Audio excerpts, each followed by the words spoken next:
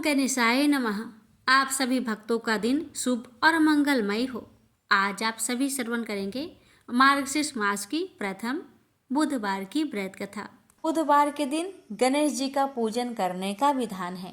कहा जाता है कि इनका पूजा और कथा को श्रवण करने से भक्तों की सभी दुख कष्ट दूर हो जाते हैं, जीवन में सुख समृद्धि आती है, व्यक्ति में सहनशीलता का विकास होता है, संकट रोग और दरिद्रता से मुक्ति मिलती है, आर्थिक समस्याओं से छुटकारा मिलता है। और इसके साथ ही भक्तों, कथा को अगर श्रद्धा भाव से श्रवण किया जाए तो उनको जल्द ही कर्ज से भी छुटकारा मिल जाता है।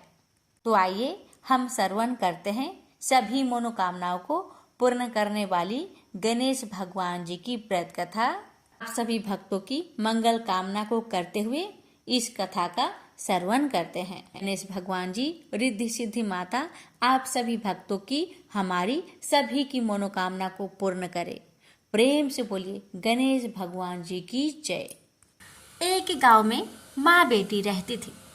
एक दिन वह अपनी माँ से कहने लगी कि गांव के सब लोग गणेश मेला देखने जा रहे हैं, मैं भी मेला देखने जाऊंगी। माँ ने कहा कि वहाँ बहुत भीड़ होगी, कहीं गिर जाओगी तो चोट लगेगी। लड़की ने माँ की बात न सुनी और मेला देखने चल पड़ी। माँ ने जाने से पहले बेटी को 2 लड्डू दिए और 1 घंटी में पानी दिया। माँ ने कहा कि 1 लड्डू तो गणेश जी को खिला देना और थोड़ा पानी पिला देना, दूसरा लड्डू तुम खा लेना और बचा पानी भी पी लेना। लड़की मेले में चली गई। मेला खत्म होने पर सभी गांव वाले वापस आ गए, लेकिन लड़की नहीं आई। लड़की मेले में गणेश जी के पास बैठ गई और कहने लगी कि 1 लड्डू और पानी गणेश जी तुम्हारे लिए और 1 लड्डू और बाकी बचा पानी मेरे लिए। इस तरह कहते कहते सारी रात बीत गई। गणेश जी ये देखकर सोचने लगे कि अगर मैंने 1 लड्डू और पानी नहीं पिया तो यह अपने घर नहीं जाएगी। यह सोचकर गणेश जी एक लड़के के भेष में आए और उससे 1 लड्डू लेकर खा लिया और साथ ही थोड़ा पानी भी पी लिया। फिर वह कहने लगे कि मांगो, तुम क्या मांगती हो। लड़की मन में सोचने लगी कि क्या मांगू, अन्न मांगू या धन मांगू या अपने लिए अच्छा वर मांगू या खेत मांगू या महल मांगू। वह मन में सोच रही थी। तो गणेश जी उसकी मन की बात को जान गए। वह लड़की से बोले कि तुम अपने घर जाओ और तुमने जो भी अपने मन में सोचा है वह सब तुम्हें मिलेगा। लड़की घर पहुंची तो माँ ने पूछा कि इतनी देर कैसे हो गई। बेटी ने कहा कि आपने जैसा कहा था मैंने वैसा ही किया है। और देखते ही देखते जो भी लड़की ने सोचा था वह सब कुछ हो गया। प्रेम से बोलिए गणेश भगवान की जय। एक समय की बात है कि साहूकार अपने पत्नी को लाने के लिए अपने ससुराल गया। कुछ दिन रहने के बाद उसने अपनी पत्नी के साथ अपने घर आने की सोची। दुर्भाग्य से उस दिन बुधवार का दिन था। लड़की के परिवार वालों ने कहा कि आज बुधवार का दिन है, जो कि किसी कार्य हेतु शुभ नहीं माना जाता है, इसलिए आज तुम मत जाओ। किंतु साहूकार ने किसी की एक ना मानी और पत्नी समेत अपने ससुराल से घर को प्रस्थान किया। रास्ते में साहूकार की पत्नी को प्यास लगी।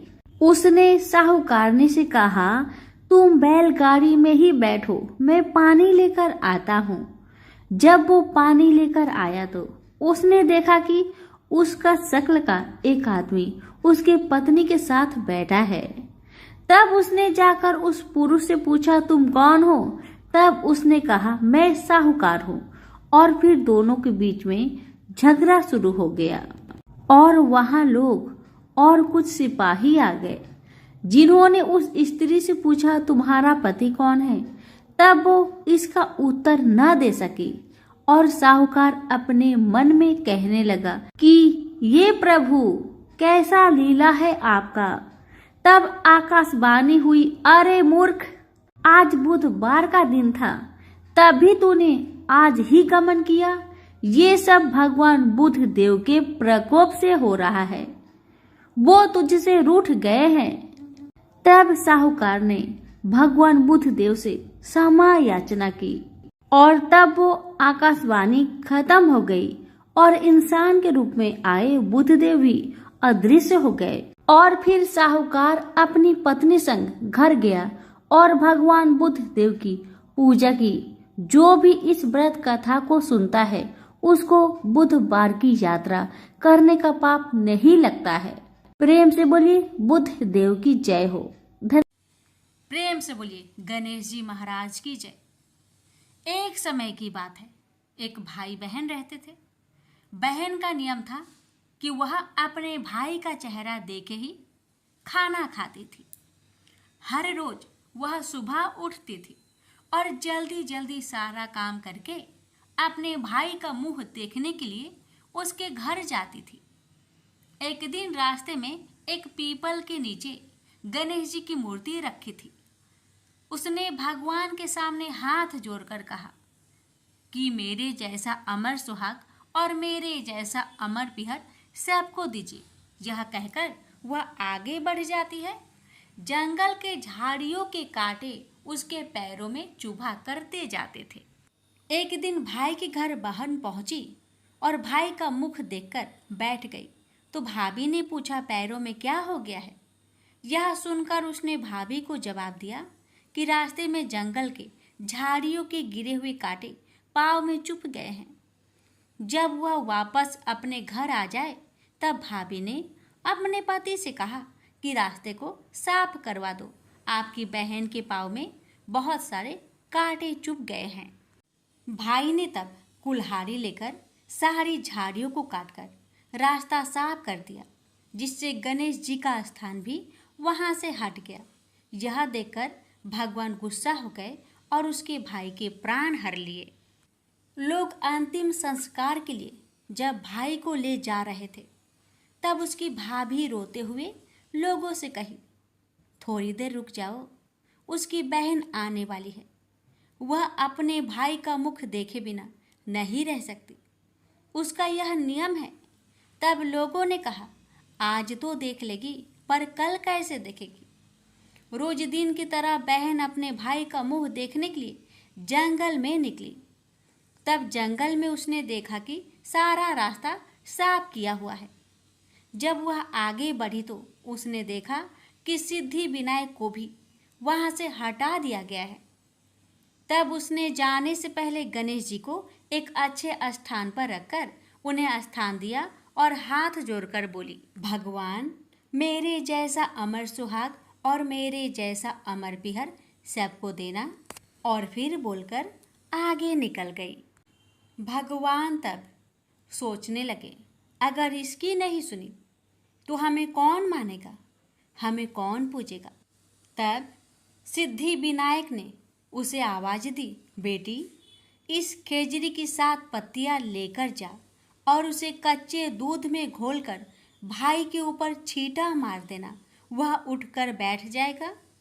यह सुनकर जब बहन पीछे मुड़ी तो वहाँ कोई नहीं था। फिर वह यह सोचने लगी कि ठीक है, जैसा सुना वैसा कर लेती हूँ। फिर वह 7 खेजड़ी की पत्तियां लेकर अपने भाई के घर पहुंची। उसने देखा वहाँ कई लोग बैठे हुए हैं, भाभी बैठी रो रही है और भाई की लाश रखी है। तब उसने उस 7 पत्तियों को बताए हुए नियम के तहत भाई के ऊपर इस्तेमाल किया। तब भाई उठकर बैठ गया। भाई बोला बहन से, बोला मुझे बहुत ही गहरी नींद आ गई थी। तब बहन बोली, यह नींद किसी दुश्मन को भी ना आए, और उसने सारी बात अपने भाई को बता दी। तो मान्यता के अनुसार ये है गणेश जी की चमत्कारी कथा। प्रेम से बोलिए गणेश भगवान जी की जय हो।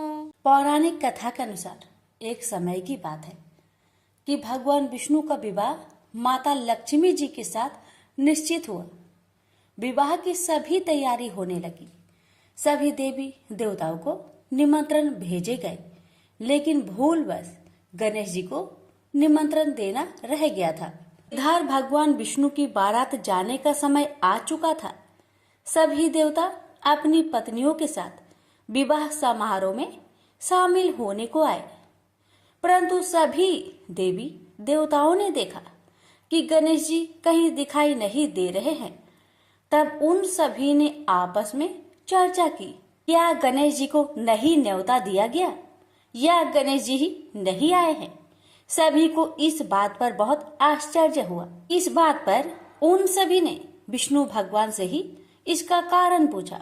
विष्णु भगवान से पूछने पर उन्होंने कहा कि हमने गणेश जी के पिता भोलेनाथ, महादेव और माता पार्वती को न्योता भेजा था।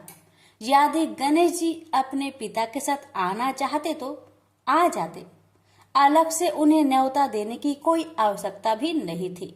दूसरी बात यह है, उनको खाने में 1.25 मन मूंग, 1.25 मन चावल, 1.25 मन घी और 1.25 मन लड्डू का भोजन चाहिए।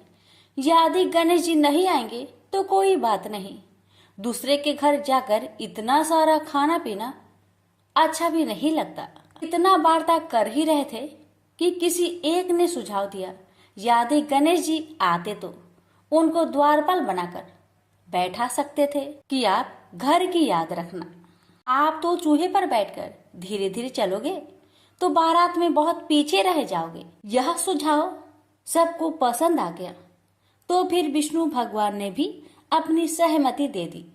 तब गणेश जी को निमंत्रण देकर आमंत्रित किया और उनको समझा बुझाकर घर की रखवाली करने को बैठा दिया गया। बारात चल दी। तब नारद जी ने देखा कि गणेश जी तो दरवाजे पर ही बैठे हुए हैं, तो वे गणेश जी के पास गए और रुकने का कारण पूछा। गणेश जी कहने लगे कि विष्णु भगवान ने मेरा बहुत अपमान किया है। नारद जी ने कहा कि आप अपनी मूषक सेना आगे भेज दो तो वह रास्ता खोद देगी, जिससे उनके वाहन धरती में धंस जाएंगे। तब आपको सम्मान पूर्वक बुलाना पड़ेगा। अब तो गणेश जी ने अपनी मूषक सेना को आदेश दिया, जाओ, और सेना ने जमीन पोली कर दी। जब बारात वहां से निकली तो रथों के पहिए धरती में धंसने लगी। लाख कोशिश की परंतु पहिए नहीं निकले। सभी ने अपने अपने उपाय किए, परंतु पहिए तो नहीं निकले, बल्कि जगह जगह से टूटने लगे। किसी को समझ में नहीं आ रहा था कि अब क्या किया जाए। तब तो नारद जी ने आकर कहा, आप लोगों ने गणेश जी का अपमान किया, जिस कारण यह विघ्न आ रहे हैं। यदि उन्हें मनाकर लाया जाए तो आपका कार्य सिद्ध हो सकता है और यह संकट टल सकता है। शंकर भगवान ने अपने दूत नंदी को भेजा और वे गणेश जी को लेकर आए। गणेश जी का आदर सम्मान के साथ पूजन किया गया।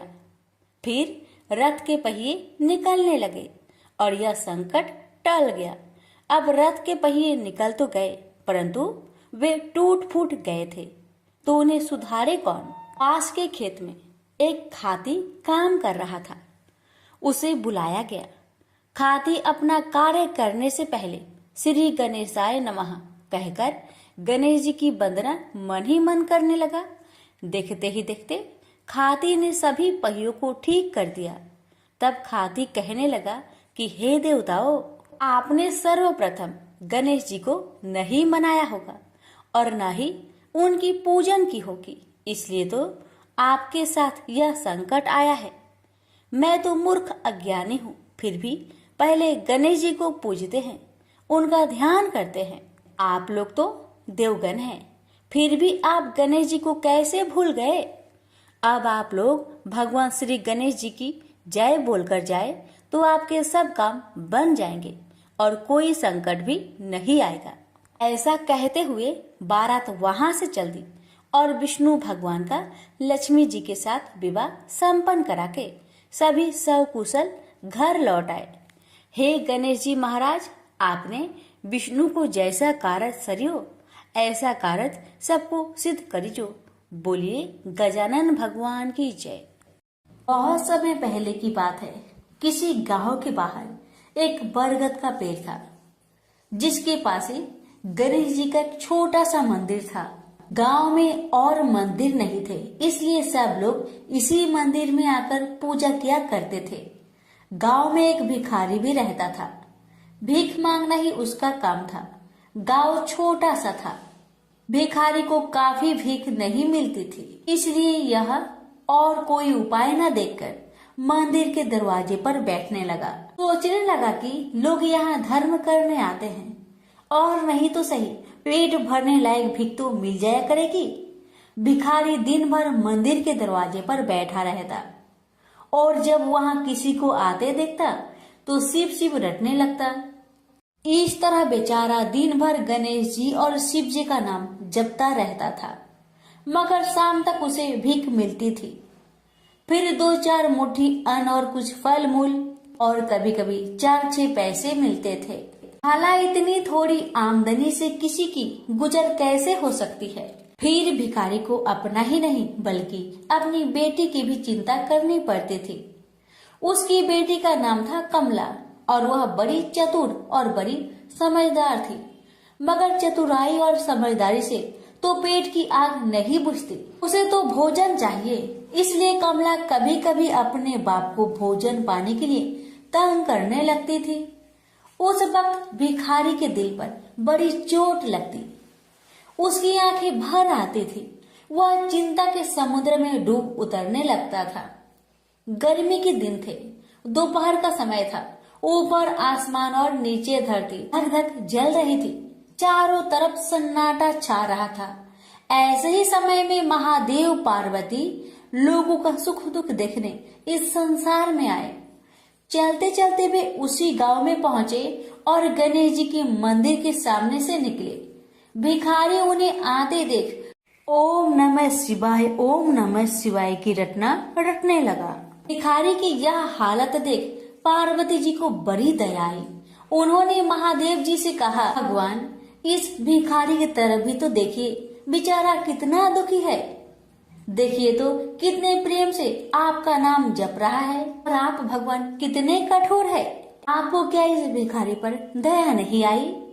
मैंने सुना था कि लोग बड़े पापी हो गए हैं, वो देवताओं का पूजा नहीं करते, मगर नहीं, आज मुझे मालूम हुआ कि इसमें उनका कोई अपराध नहीं, सब तो देवताओं का अपराध ही है। आप इसी भिखारी को ले लीजिए। बेचारा को आपका नाम लेते लेते बरसों बीत गए, इतने पर भी अभागा पेट भर भोजन तक नहीं पाता। जब देवता ही ऐसे कठोर हो जाएंगे तब कोई काहे उनकी पूजा करेगा। अब महादेव जी को पार्वती जी की बात लग गई। भगवान बोले, देवी आप असल बात क्या है नहीं जानती और आप जान भी नहीं सकती, क्योंकि आपका हृदय ही इतना कोमल है कि मैं कहता हूँ देवी आप जिद ना करें, जो हो रहा है उसे होने दीजिए। देवी ने एक ना सुना तो भगवान ने कहा, ठीक है तो मैं आज इस भिखारी के लिए कुछ बंदोबस्त करा देता हूँ, जिससे इस भिखारी का दुख दूर हो जाएगा। इतना कहकर महादेव जी पार्वती जी के साथ मंदिर में पहुँचे। माता पिता को आते देख गणेश जी उठकर खड़े हो गए। उन्होंने बड़े प्रेम से माता पिता को प्रणाम किया। महादेव जी ने गणेश जी को आशीर्वाद दिया और कहा, देखो बेटा, यह भिखारी बरसों से तुम्हारे द्वार पर बैठा है, मेरा नाम जपा करता है, मगर तुमने अब तक इस पर दया क्यों नहीं किया? अब ऐसा कुछ उपाय करो जिससे इस बेचारे का दुख दूर हो जाए। गणेश जी ने हाथ जोड़कर उत्तर दिया, अच्छी बात है पिताजी, 7 दिन के भीतर उसका दुख दूर हो जाएगा, उसे कहीं न कहीं से 2 लाख रुपए मिल जाएंगे। गणेश जी का उत्तर सुनकर महादेव पार्वती आगे को चल गए। इसी समय एक बनिया मंदिर में पूजा करने आया था। वह आड़ में छिपा छिपा महादेव जी और गणेश जी की बातें सुन रहा था। उसने सोचा, ये तो बहुत अच्छा मौका है, यदि थोड़ी चतुराई से काम लूं तो सहज ही 2 लाख का मालिक मैं हो सकता हूँ। बस वह बड़ी खुशी से भिखारी के सामने पहुंचा और उसे प्रणाम कर एक तरफ बैठ गया। भिखारी को आज तक किसी ने प्रणाम नहीं किया था, न कोई उसके पास आकर बैठा ही था। बनिए की इस काम से भिखारी ने समझा कि यह बेशक कोई भला मानुष है। वह मन ही मन प्रसन्न हुआ और बनिए से बोला, बाबा आप बहुत दयालु जान पड़ते हैं। कहिए मेरे पास आने की कृपा क्यों कर हुई? आप नहीं जानते मैं एक गरीब भिखारी हूँ। बनिए को तो अपना मतलब गांठना था। मीठेपन से बोला, आप भिखारी है? कौन कहता है कि आप भिखारी है? मुझे अच्छी तरह मालूम है कि आप एक पहुंचे हुए महात्मा हैं और आपके दर्शन से लोगों के पाप दूर हो जाते हैं। मैं भी आपके दर्शन करने चला आया हूँ। मुझे आपसे कुछ पूछना है, यदि आज्ञा दो तो पूछो। भिखारी खुशी से बोला, पूछिए। बनिया बोला, भला दिन भर आपको कितनी भीख मिल जाती है? भिखारी बोला, भाई मिलने की क्यों पूछते हो? यहाँ तो पेट की भी लाले पड़े रहते हैं। रोजाना 2-4 मुट्ठी अन्न मिल जाता है, कभी 2-4 पैसे भी मिल जाते हैं। किसी तरह दिन काट लेता हूँ। बनिया कहने लगा, राम राम, आप जैसे महात्मा और यह कष्ट। इस गांव के आदमी भी क्या आदमी हैं? आपकी थोड़ी सी सहायता नहीं कर सकते? आप कैसे यह कष्ट सह लेते हैं? मुझे तो आप पर बड़ी दया आती है। मेरे जी में आता है कि मैं आपकी कुछ सेवा करूं, पर कहने में डर मालूम होता है। भिखारी बोला, आप मेरी सहायता कर सकते हैं? अब बनिया हंसते हुए बोला, मेरी इतनी हैसियत कहाँ है जो आपकी कुछ सेवा कर सकूं? मगर एक बात है, आज से 7 दिन तक आपको जो कुछ भी मिले वह मुझे दे दीजिए। बदले में आपको मैं 100 रुपया दे दूंगा। 100 रुपये के नाम सुनते ही भिखारी मारे खुशी के उछल पड़ा। उसने सोचा, अगर 100 रुपये मिल जाए तो क्या कहना, यहाँ तो 7 दिन में 7 आने के सामान भी न मिले, तब तो 100 रुपये छोड़ देना सरासर बेवकूफी होगी, पूरा गधापन है। मगर इसी समय उसे लड़की की ख्याल आ गई। उसने सोचा, अगर मैं 100 रुपया लेकर घर पहुंचा और मेरी बिटिया रानी गुस्सा करने लगी तो पहले मैं उसकी सलाह ले लेता हूँ। बस यही विचार में आते ही उसने बनिए को जवाब दिया, आपने मुझ पर बड़ी कृपा की, मगर मैं अभी कुछ नहीं कह सकता। सोच विचार करके कल कहूँगा। जब बनिया चला गया तब भिखारी ने अपनी बिटिया को बुलाया और उससे सब हाल कह सुनाया। चतुर बिटिया कमला ने फौरन समझ गई कि इसमें जरूर कोई बनिए की शैतानी है। उसने पिता से कहा, बनिया बिना फायदे के क्यों 100 रुपये देने चला? खैर कोई बात नहीं पिताजी, मैं कल उस बनिए से बातें तय कर लूंगी, मगर आप बीच में कुछ ना बोलना। उधर बनिए का बुरा हाल था। रात भर उसके पेट में चूहे उछलते रहे। बड़ी मुश्किल से सवेरा हुआ। बनिए की जान में जान आई। वह हाथ मुंह धोते ही भिखारी के पास आ पहुंचा और छूटते ही बोला, क्या विचार किया आपने? कमला भी बनिए से निपटने को तैयार बैठी थी। बनिए की बात सुनते ही उसने जवाब दिया, सेठ जी, हम लोगों ने विचार किया, भला 100 रुपये में क्या होता है? इतना सस्ता सौदा होना मुश्किल है, माफ कीजिए।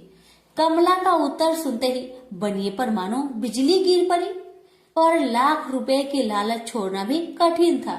वह 200 रुपए देने को राजी हो गया। अब तो कमला का संदेह और भी पक्की हो गया। वह समझ गई कि बनिया जरूर किसी भारी लाभ के लिए ही इतने रुपए देना चाहता है। उसने जवाब दिया, सेठ जी, इतना सस्ता सौदा और कहीं होता होगा? 100 दो, 100 या 1000 दो। 1000 में तो होता ही क्या है? जो चीज आप कौड़ियों में मोल खरीदना चाहते हैं वह लाख रुपए में भी सस्ती है। यह सुनकर बनिया बहुत घबराया, परंतु उसने अपनी कोशिश जारी रखी। मारे लोभ के वह अंधा हो रहा था। उसको लोभ का भूत सवार हो गया था।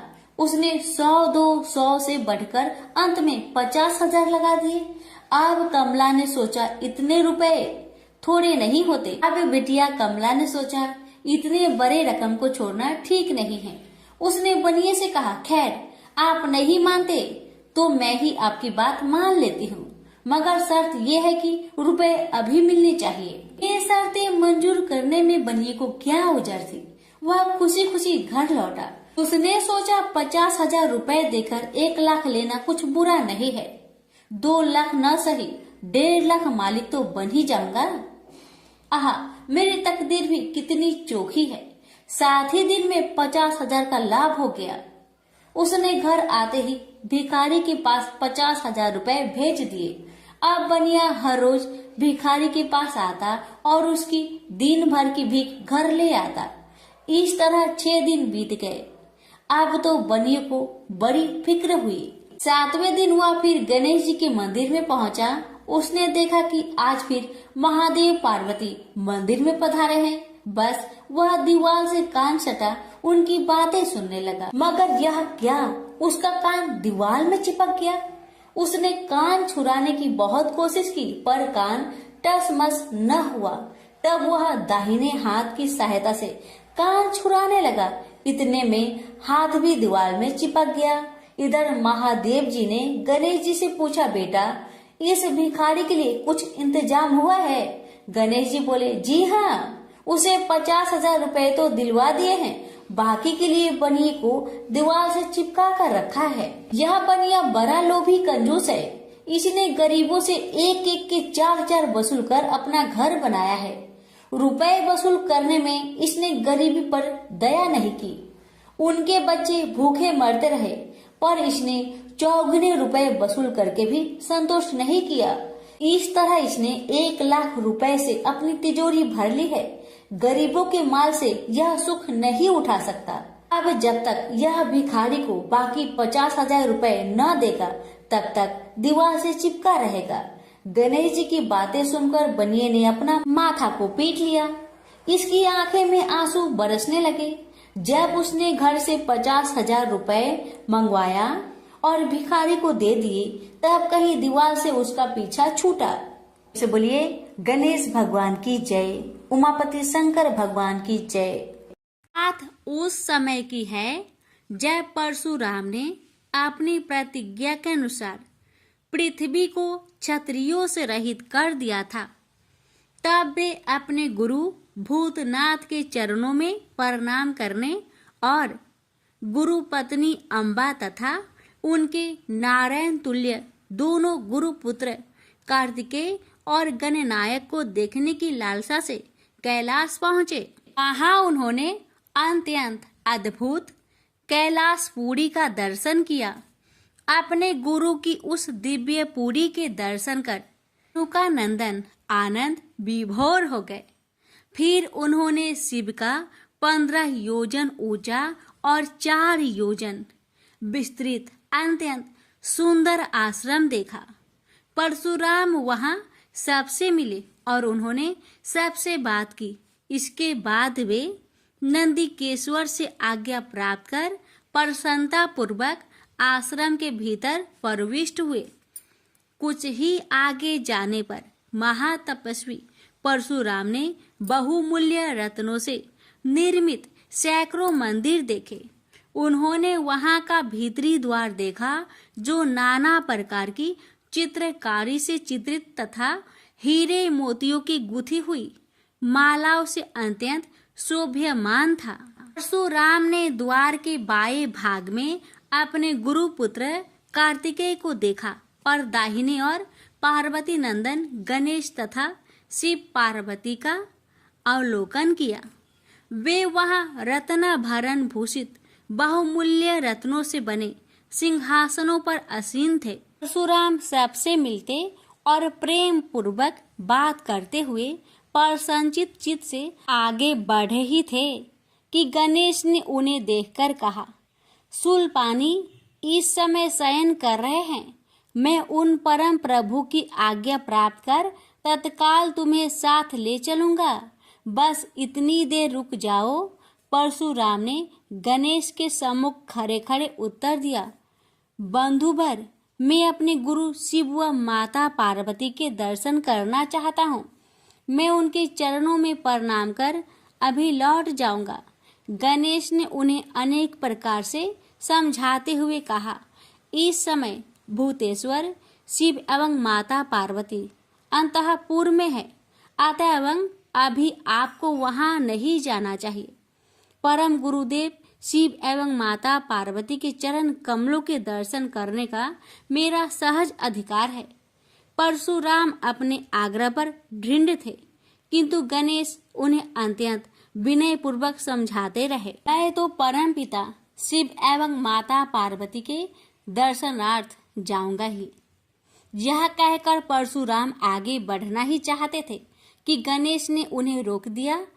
21 बार पृथ्वी को क्षत्रियों से रहित करने वाले भृगु नंदन कुपित हो गए और उनका गणेश से विवाद ही नहीं हुआ, हाथापाई भी होने लगी। कुमार कार्तिकेय ने उन्हें समझाने का प्रयास किया, किंतु क्रोध परशुराम ने उन्हें धक्का दे दिया, जिससे वह गिर गए। शिव पुत्र गणेश ने उठकर परशुराम की उद्दंडता के लिए उनकी भर्त्सना की, तो क्रोध परशुराम ने अपना तीक्ष्ण परशु उठा लिया। तब गणेश ने अपनी सूंड बढ़ाकर उन्हें उसमें लपेट लिया और घुमाने लगे। गणेश की सूंड में लिपटे परशुराम सर्वथा असहाय और निरुपाय थे। गणेश के योग बल से परशुराम स्तंभित रह गए। गणेश ने परशुराम को सप्तद्वीप, सप्त पर्वत, सप्त सागर, भूलोक, स्वर्गलोक, जनलोक, ध्रुवलोक, गौरीलोक और शंभुलोक में घुमाते हुए समुद्र में फेंक दिया। परशुराम समुद्र में तैरने लगे तो निरामयी गणनाथ ने उन्हें पुनः अपनी सूंड में उठा लिया और घुमाते हुए बैकुंठ धाम दिखाकर गोलोक धाम का दर्शन करा दिया।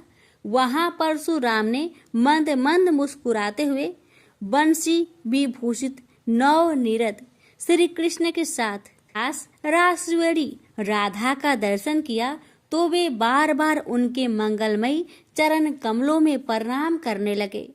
कुछ देर बाद परशुराम सचेत होकर पृथ्वी पर गिर पड़े। समय उनका प्रतिवादी मुख स्तंभ गणेश जी द्वारा किया हुआ स्तंभन भी दूर हो गया। तब उन्होंने अपने अभीष्ट देवता श्री कृष्ण के जगत गुरु शिव द्वारा प्रदत्त परम दुर्लभ स्रोत एवं कवच का स्मरण किया और संपूर्ण शक्ति से सूर्य की प्रभा के तुल्य तीक्ष्णतम अपने परशु से गौरी नंदन पर प्रहार कर दिया। गणेश ने अपने परम पूज्य पिता के अमोघ अस्त्र का सम्मान करने के लिए उसे अपने बाएं दांत से पकड़ लिया। शिव शक्ति के प्रभाव से वह तेजस्वी परशु गणेश के बाएं दांत को समूल काट कर पुनः रेणु का पुत्र परशुराम के हाथ में लौट आया। गणेश का दांत टूटते ही भयानक गर्जना हुई और रक्त का फवारा फूट पड़ा। मुंह से निकलकर रक्त से सना दांत भूतल पर गिर पड़ा। उस समय धरित्री कांप उठी। यह दृश्य कार्तिकेय, क्षेत्रपाल आदि पार्षद तथा शून्य में देवगण अत्यंत भयभीत होकर हाय हाय करने लगे। कैलाशवासी डर से मूर्छित हो गए। निंद्रापति सुधत्मा शिव की निंद्रा भंग हुई। बेटा यह क्या हुआ? दौड़ी हुई पार्वती आई तो उन्होंने अपने पुत्र गणेश के टूटे दांत तथा रक्त से सने हुए मुंह को देखा और देखा कि उनके हृदय खंड गणेश क्रोध शून्य परम शांत लज्जा से सिर झुकाए खड़े हैं। अत्यंत व्याकुल होकर उन्होंने स्कंद से पूछा, क्या बात है? यह कैसे हुआ? स्कंद द्वारा संपूर्ण वृत्तांत सुनकर पार्वती अत्यंत क्रोध हुई और अपने प्रिय पुत्र गणेश जी को सीने से लगाकर रोती हुई शिव से बोली, मेरे पुत्र गणेश और आपके शिष्य परशुराम में किसका दोष है? आप ही निर्णय करें। फिर माता पार्वती ने अपने सम्मुख परशुराम को शिव के प्रमोदक द्वारा चरण कमलों की निर्भयता पूर्वक सेवा करते हुए देखकर कहा, हे महाभाग राम, तुम योगियों के गुरु देवाधिदेव महादेव के शिष्य हो। तुम शुद्ध मन वाले हो। तुम्हारी अशुद्धता का कारण मेरी समझ में नहीं आ रहा। तुमने करुणामय गुरु से अमोघ परशु प्राप्त कर पहले तो उसकी क्षत्रिय जाति पर परीक्षा की और अब गुरु पुत्र पर परीक्षा की है। श्रुति गुरु दक्षिणा देने का निर्देश करती है और तुमने अत्यंत निर्दयता पूर्वक गुरु पुत्र का समूल एक दांत ही नष्ट कर दिया। अब इसका सिर भी काट डालो। चरमता का अमोघ परशु प्राप्त कर ले तो क्षुद्र श्रृंगाल भी वनराज को मार सकता है। इतना कहकर क्रोध से भगवती पार्वती परशुराम को मारने के लिए प्रस्तुत हो गई। भाई बस परशुराम ने मन ही मन करुणा सागर गुरु को प्रणाम कर अपने इष्ट देव गोलोकनाथ श्री कृष्ण का स्मरण किया। तभी पार्वती ने अपने सम्मुख एक बौने ब्राह्मण बालक को देखा। उस पर तेजस्वी ब्राह्मण बालक को देखकर आतुरता से भगवान शंकर ने भक्ति पूर्वक मस्तक झुकाकर प्रणाम किया।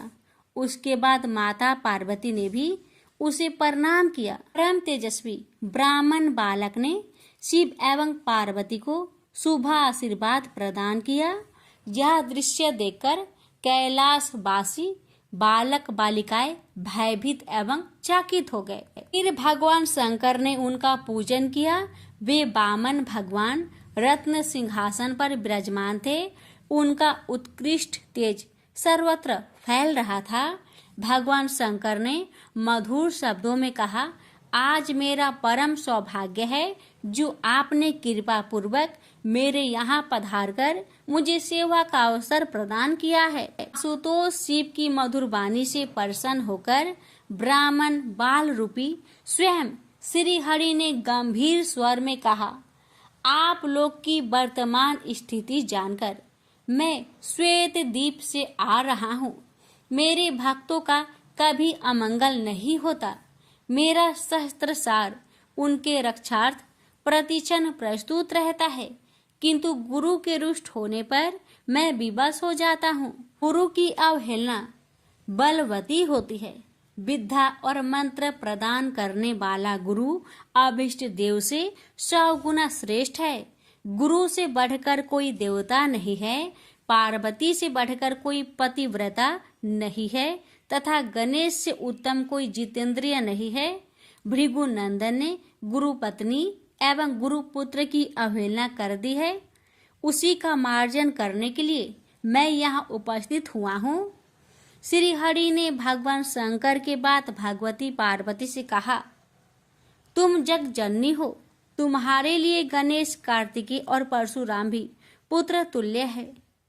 इन परशुराम ने स्नेह के प्रति शिव और तुम्हारे मन में भेद नहीं है। आता एवं जो उचित समझो करो। देव बड़ा प्रबल होता है। बालकों का यह विवाद तो देव दोष से ही घटित हुआ है। तुम्हारे इस प्रिय पुत्र का एक दंत नाम वेदों में प्रसिद्ध है। फिर श्री हरि ने परशुराम से कहा, राम, तुमने क्रोधवश शिवा पुत्र गणेश का दांत तोड़कर अनुचित किया है। इस कारण तुम निश्चय ही अपराधी हो। ये सर्वशक्ति स्वरूपा पार्वती प्रकृति से परे और निर्गुण है। श्री कृष्ण भी इन्हीं की शक्ति से शक्तिशाली हुए हैं। ये समस्त देवताओं की जननी है। तुम इनकी स्तुति कर इन्हें संतुष्ट करो। इतना कहकर श्री हरि बैकुंठ के लिए प्रस्थान कर गए। परशुराम ने भी स्नान कर शुद्ध वस्त्र धारण कर लिए। वह हाथ जोड़कर गुरुदेव के चरणों में प्रणाम कर सिर झुकाए जगजननी गौरी का स्तवन करने लगे। भक्तवर परशुराम के संपूर्ण अंग पुलकित थे और उनके नेत्र से अश्रु प्रवाहित हो रहे थे। इस प्रकार करुण प्रार्थना करते हुए अंत में परशुराम ने कहा, जगजननी रक्षा करो, मेरे अपराध को क्षमा कर दो। भला कहीं बच्चे के अपराध करने से माता कुपित होती है। यह कहकर परशुराम ने माता पार्वती के चरणों में प्रणाम कर अत्यंत दुखी होकर रोने लगे। परशुराम की करुण प्रार्थना से करुणामयी पार्वती का हृदय द्रवित हो गया।